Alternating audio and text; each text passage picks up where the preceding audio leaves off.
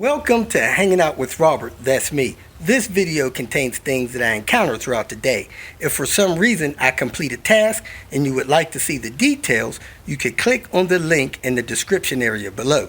This video also contains tips and tricks that I learned throughout the years. I plan on leaving this video accessible for about 30 days.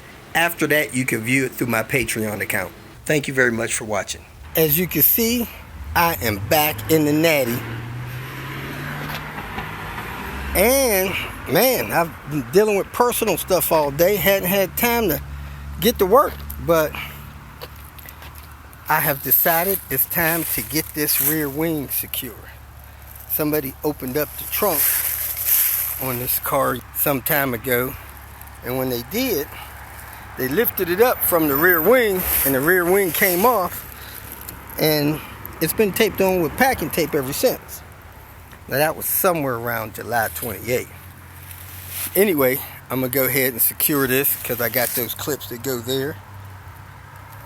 And then I'm going to do the thermostat on Panther.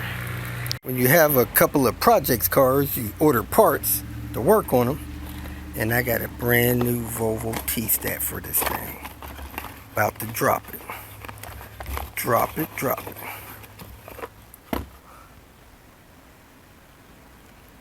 11/17. So this thing's 5 years old, brand new. Guess we'll get it installed. Got this rear wing installed. I couldn't get that clip out. The other one on the other side was fine, so I'll have to screw and tap this out maybe later. But I got the glue tape on and that clip on good. This should be fine until I put a new clip on there in a few days. That packing tape peeled this paint off real easy, so I assume this thing has been rattle canned by somebody. But I'll rattle can it again. Tape it all off, rattle can it again. Until tomorrow with that one. I gotta run a couple of errands and get some parts for my trip tomorrow, Friday, Saturday, and Sunday. So I gotta wrap it up for right now. I'll be back to do Panther's thermostat in a few hours. Tinker day with Panther. Thermostat's bad. It's getting low readings on the temperature gauge while I drive, draining about a half gallon of the coolant into that container so that I could get this off, slide a thermostat in there, put that thing back on, because I can't be running around with a cold engine consuming gas. I need to be saving money, not spending money. Yes, as I suspected. Broken. Stuck open. Broken, stuck open. Let's see if we can see a date on this thing. 10/13 is the date, and if they're running 5 years behind like they are, this thing's probably got 150,000 miles on it, maybe 200,000. It took me as long to change this thermostat as it did for me to take a shower this morning. Actually, I think the shower took longer. Let's close this up and load this car up. I gotta hit the road. Here we are, folks, back at this 850. I'm gonna replace the radiator, but these guys are working the shop out here. I was gonna try to get this car up on ramps. I don't know if I'll be able to do that, but I'm gonna try, because I like pulling a radiator out the bottom. So let's see what I decide to do. People tell me they get it out of the top all the time, and since it doesn't have an intercooler, that may be possible. Let me crack this open and open up that hood and see if I can get this radiator out of the top. 5 minutes ago, I was wondering what I did with that gallon of coolant. Woo, woo, woo, woo. It's here, folks, it's here. So let me drain out whatever's in there. And I got this gallon and whatever I can get when I catch it. To recap, I was summoned here because this car had a no crank situation. Thought it was the Volvo immobilizer, but it was a aftermarket immobilizer, and there was relays blown because somebody tried to jump it backwards. Let me go in here and get the battery for this situation, so I'll have it here with me and get to work. I didn't see my tool in here. Yeah, there it is. Man, I forgot my big tool, I think. I forgot Harry. So I have the remote start security system aftermarket stuff deactivated. I was topping off the coolant to get the car to drive back to the lady's place and test the head gasket, and we found this radiator had exploded.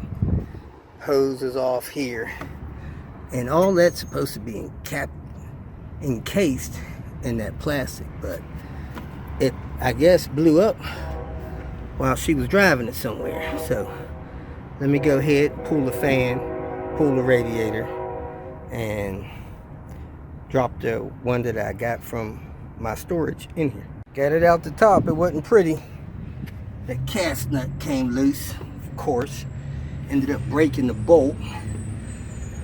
Then it's weird getting it out of here. So let me try to get that off of there, broken screw, and slide this other radiator in here.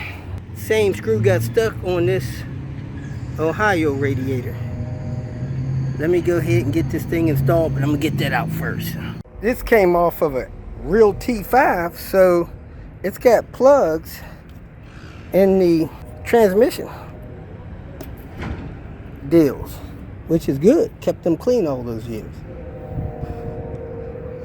All right, let me try to wiggle it in here the way I got that other one out. Hopefully I can figure it out how to get it in. Had the jerry rig a bolt situation over there. Got the lines hooked up, got the lower hose hooked up, ready to tighten it. Then I'm gonna drop this fan in here and put on this top hose. I'm gonna just drop my assembly in there and not take nothing loose from it. I think this one here closer to me is mine. It came off a turbo car. The radiator is in. I'm filling it up with coolant. The last warm day in the Chicago area. I am nice and comfy here, even with a breeze. So I got the fan hooked up. I got this new hose on the top. I'm filling it up with coolant. I'm gonna drop the battery in, check a couple more things, fire this thing up and let it warm up, hook up my scanner tool. I got the transmission lines hooked up. Hook up my scanner tool, see if I can activate this fan before I start it actually. So let me go do that. Man, I forgot my VST at home, but I got this other handheld scanner. I can monitor the temperature, make sure the fan works. Let me try to put some more coolant in here and fire this thing up.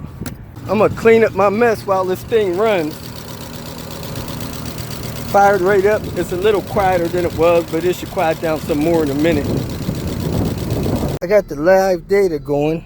Temp gauge is up. It's at 80 degrees. When it gets to 102, the fan should cut on. And this thing is already pressurizing the system. It is really tight, this hose is. And I don't know if something's leaking down there. I see steam. It could be pouring off of something that's hot, burning something off. But see, I can't even get the cap off. It's rising up, trying to pressurize the system. I'm gonna move the car out onto the street so it can be out of this guy's way, and we'll mess with this thing a little bit more.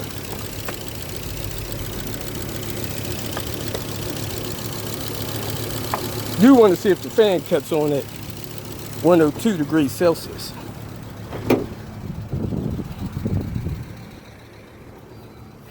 Where we at now? Just at 85. 92 degrees, trying to get to 102. Running a little rough. It's still going up. It should cut on at 102, cut off at 96. So that's 206 degrees Fahrenheit right there. Just keep letting it run. Gotta see if this fan's gonna work for her. I think we're just going to take it to her house. 1 more degrees, the fan should cut on. Got a lot of smoke coming out that grill.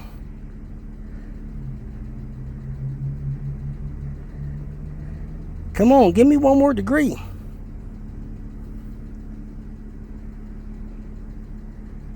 There it is. I hear the fan.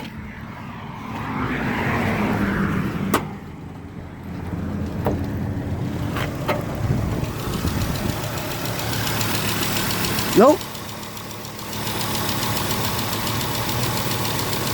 Dang it, that fan not working either.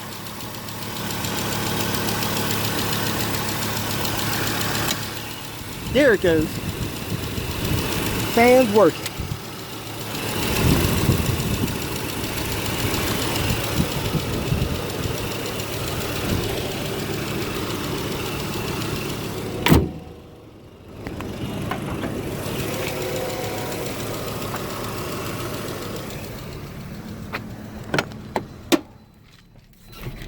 See if it's coming down. Not coming down. Still going up. Let me check the reservoir. Can't get this reservoir cap off if this boils over. So I'm gonna go ahead and shut this down, let it cool off. Then we'll drive it back to the house after it cools off. Holding at 104 with the fan, it's still going up. If you feel that this information was useful, please like it and share it with your social media friends.